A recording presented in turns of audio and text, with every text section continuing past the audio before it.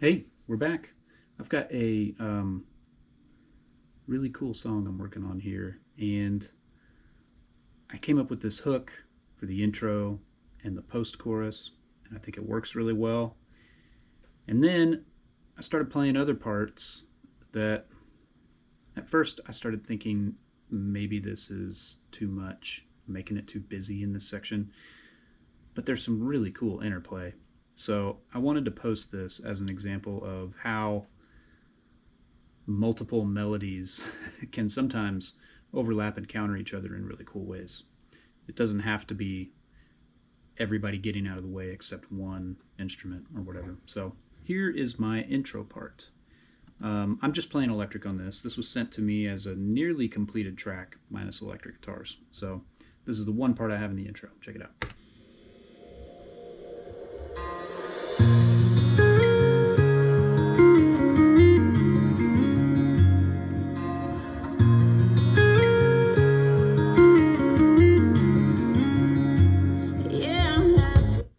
Cool. So after the chorus, that comes back. So here's the post chorus with the band in and vocal kind of over it.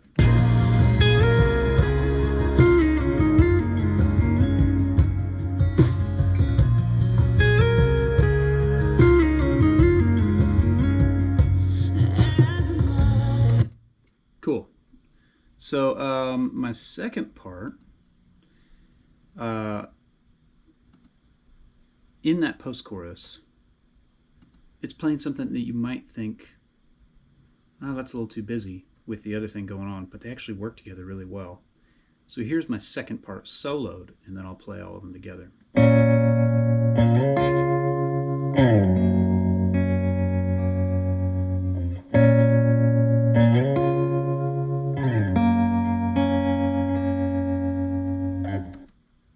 Cool. So check this out. This is with that other part as well, and they're living together in this post chorus.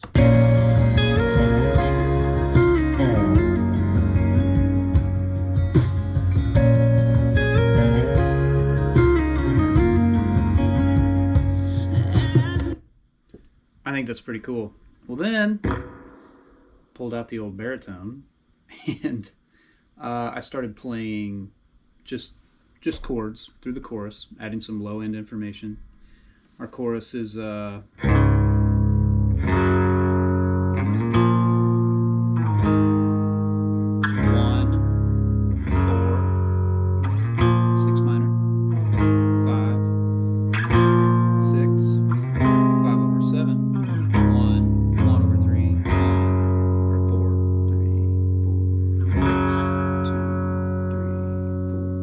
post chorus.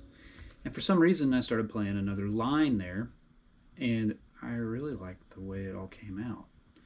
So this is the third melody that's happening in that post chorus.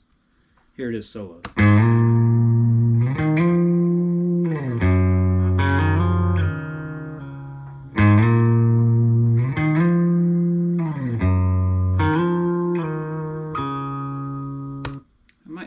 Tighten that up. I'm doing the back half differently each time, but here they are all together with that vocal as well. I'll back it up a little bit, and man, this is kind of cool. There's just a lot of things countering each other in a cool way. So they may come back at me, the producer, and say, too many things going on, so I muted one or two of them. That's great. Or they may just love it. So check this out. This is all three of those guitar melodies.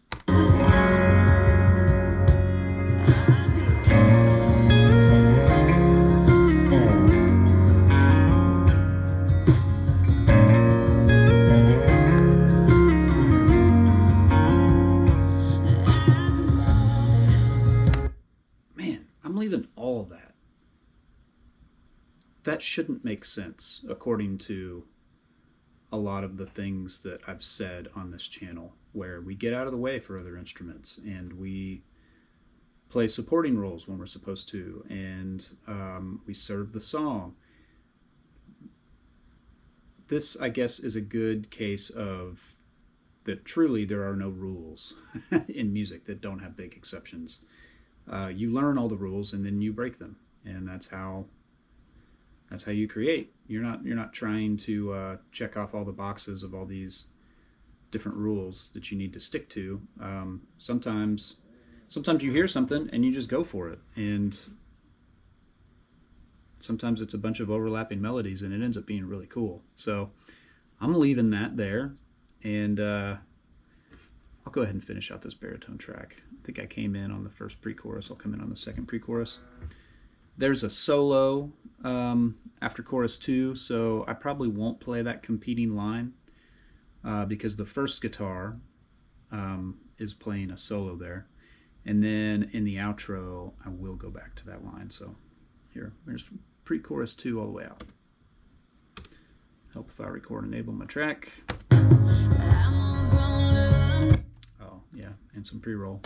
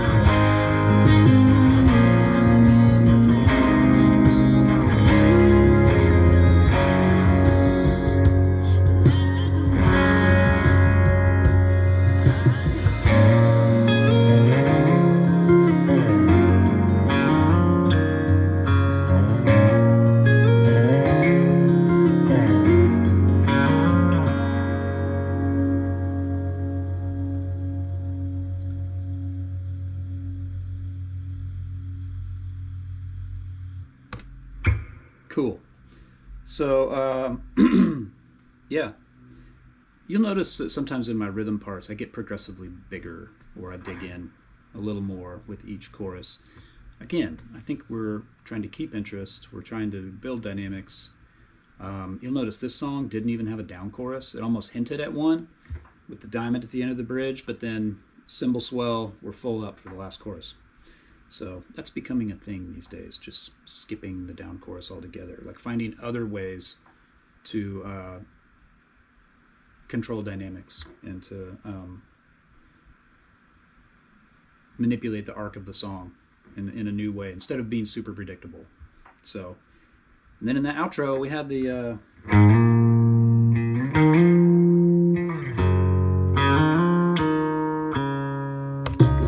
I want to hear those 3 guitars soloed because I think they're so dang cool. So here's the outro, just those 3 guitars.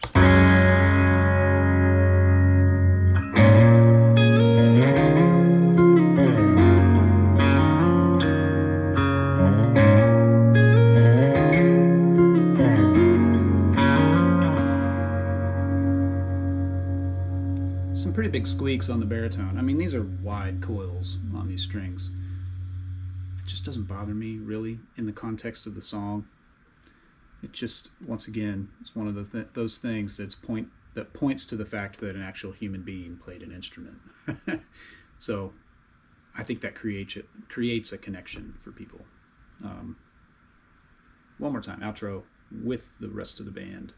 We'll see if those squeaks are too much or not.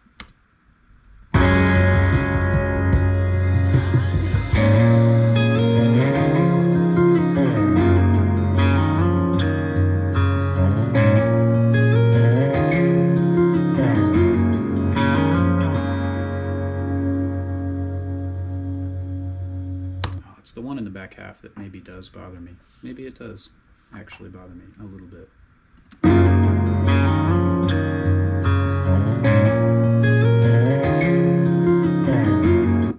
why is that so loud? I'm gonna punch that spot. Turn my click back on.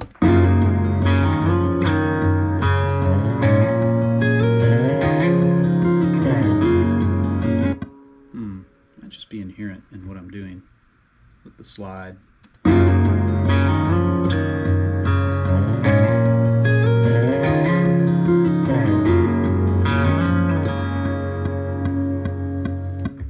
don't know that that's any better.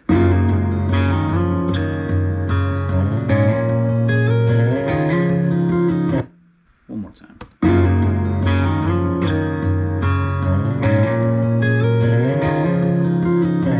Oh, I hate to change it from a...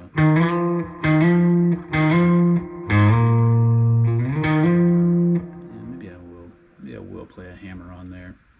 It's so naked here because the drums and the bass are out, and it's kind of a down outro. So I'm going to hammer on instead of slide. Sliding on the string, I mean, it's just noisy. Big old coils. So let's do this one more time with the hammer on instead.